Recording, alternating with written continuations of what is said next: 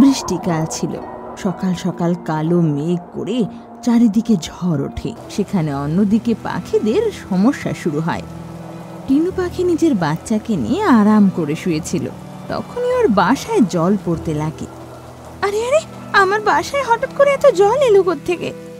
ঘুম থেকে উঠে দেখে যে বৃষ্টি হচ্ছে। আরে, এত জোরে বৃষ্টি! এতে তো আমার বাসা খুব তাড়াতাড়ি জলে ভরে যাচ্ছে। ওঠ রে বাবু! দুজনই তখন বাসা থেকে বেরিয়ে যায় আর একটা গাছের মোটা ডালের নিচে গিয়ে বসে। অন্যদিকে চিংকি ময়নারও একই অবস্থা ছিল। ওর বাসা বড় ছিল, তবু ওর বাসায় জল ভরেছিল। আরে দেখো দেখো চিংকির বাবা, এই জল ভরে গিয়ে বাসা না ভেঙে যায়।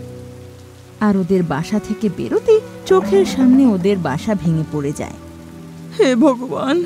আর যতক্ষণ এভাবে বৃষ্টি হতে লাগে পাখিদের হয়রানি লেগেই থাকে।